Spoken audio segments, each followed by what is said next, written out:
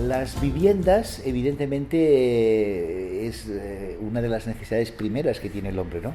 El hombre en cierto momento se guarece en la gruta y a partir de ahí, cuando imagina que la gruta puede ser diferente, monta la cabaña, ¿no? Y cuando la cabaña quiere tener unos ciertos grados de comodidad y de prestaciones, a partir de ahí hacen las casas y las casas se agrupan porque es más fácil que se agrupen viviendo juntas y a partir de ahí se agrupan y montan ciudades, ¿no? Entonces, las cosas no son por casualidad y las maneras que tenemos hoy en día de vivir yo creo que de alguna manera son fruto justamente de esa decantación histórica de procesos que hacen que las cosas sean como tienen que ser.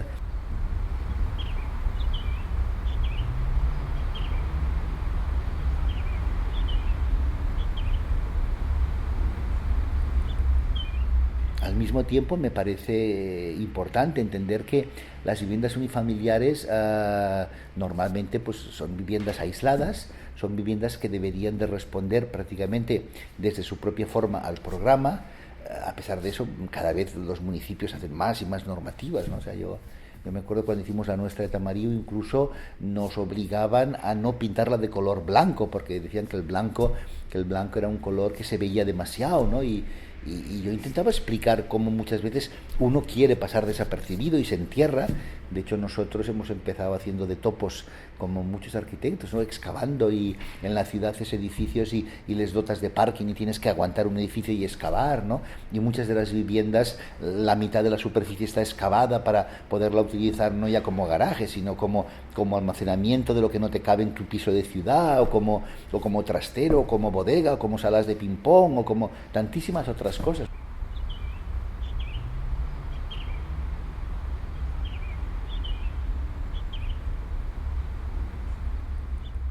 Obviamente el terreno nos va a definir el coeficiente de forma o cómo se va a integrar o no la casa en el terreno, ¿no?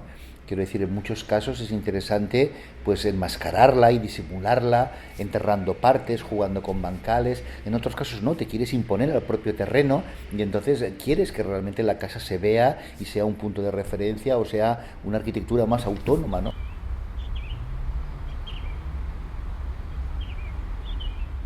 Por eso en el caso del tema de las viviendas unifamiliares, sobre todo, yo creo que la educación del cliente es básica.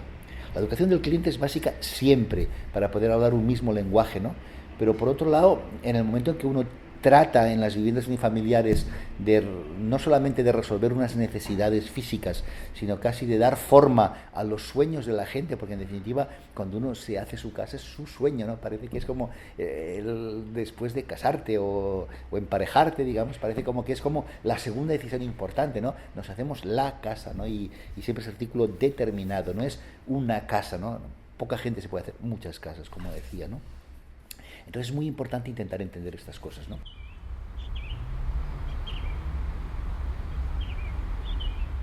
De hecho, a mí me gusta ver en nuestra producción que hay una cierta continuidad o una enorme continuidad entre todas las viviendas que hemos hecho a lo largo de 30 años, ¿no?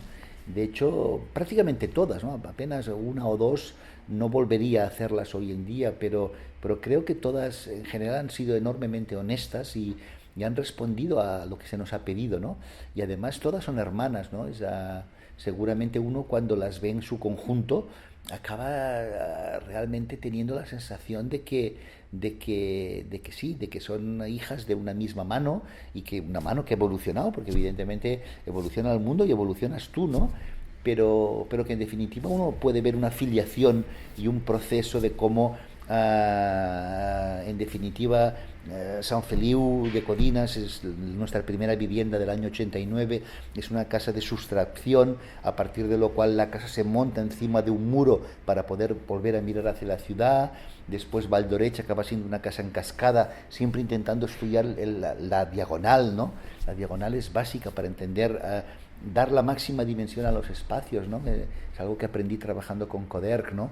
Como un rectángulo así o un rectángulo así, de hecho es la misma superficie, pero la diagonal aumenta mucho en el momento en que el rectángulo lo rompemos, ¿no?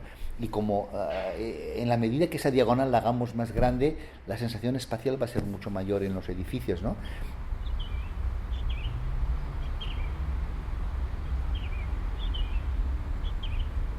Pero bueno, hemos hecho casas muy geométricas, ¿no? La casa de Comarruga es una casa que prácticamente es una banda de Moebius que se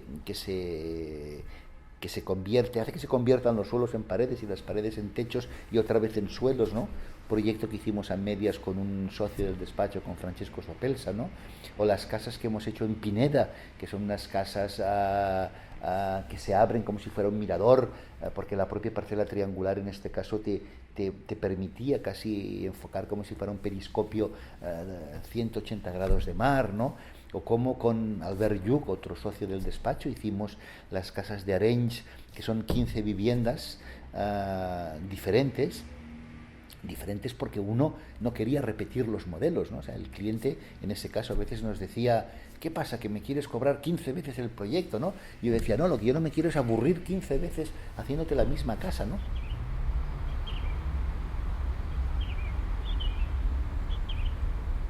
Yo creo que entender que el proyecto de vivienda unifamiliar acaba siendo un proyecto muy personal no tiene por qué impedir que el proyecto tenga relación en tu propia historia como arquitecto, ¿no?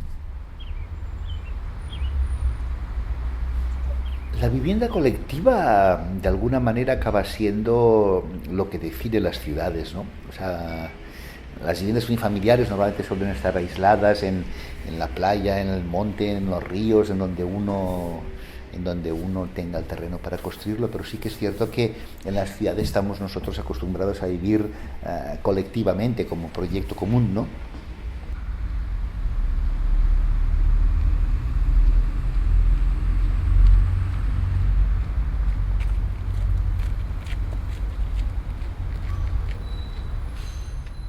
Nosotros hemos hecho bastante vivienda plurifamiliar, vivienda colectiva. De hecho, nuestra primera operación fue en Toulouse, en Francia, una operación que ganó el primer premio de vivienda social en Francia de la SICAMO del año 93 y que yo pensé que para mí sería la puerta de entrada para hacer un montón de cosas y no fue así. Es muy curioso como la fuente de los encargos, que es lo que deberíamos saber controlar, siempre es impredecible. Es como el tiempo, que nunca sabes a veces de dónde te van a llover o por dónde te van a recortarse, ¿no?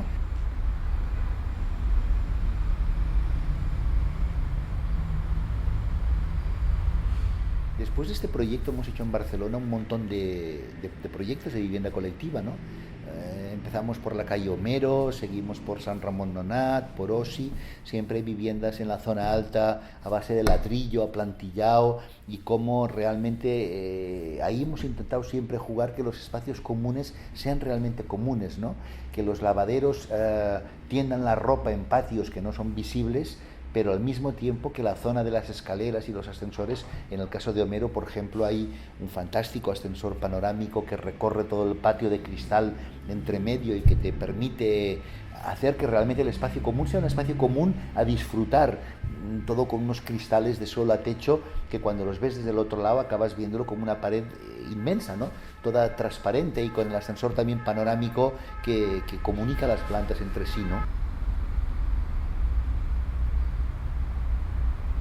Me acuerdo en Tarrás hicimos una operación muy bonita recuperando un antiguo edificio de un banco, de una sede bancaria que se transformó en viviendas en la calle Mayor y que lo que hicimos fue, para no perder superficie, generar unas pasarelas de cristal transparentes por detrás que no nos computaban como superficie construida y que nos permitían desde detrás poder ir accediendo a los distintos apartamentos y para poder hacer un peinado de las instalaciones y poderlas registrar porque eran pisos para estudiantes, hicimos toda una pared interior del patio con Prodema, de tal manera que todas las instalaciones en todo punto del recorrido eran registrables, ¿no? Esas pasarelas hubo que colgarlas de unos tensores y de unas estructuras que cruzaban el patio de manzana y que realmente le dan un toque tecnológico a un edificio que hoy tiene ya más de 20 años, ¿no? O en Sabadell, en uno de los ensanches nos encargaron una promoción de viviendas que ya estaba hecho el proyecto de otros arquitectos, pero que en su momento, digamos, nosotros cuando lo retomas tienes que reestudiarlo desde cero. Lo que llegamos a plantear fue construir una especie como de caaba negra, una pieza negra, porque el entorno era un entorno bastante feo y nos queríamos aislar de ese entorno fabril, de antiguos almacenes y fábricas del 19 en desuso y de proyectos de vivienda colectiva especulativo sin ninguna gracia, con lo cual casi lo que hacíamos era cerrar el edificio y volverse hacia su propio interior, hacia el propio patio interior colectivo, ¿no? Como por fuera todo era una cajita negra, por dentro cada patio y cada planta tenía un color diferente para dotar de color a lo que no teníamos por fuera de manera voluntaria, ¿no?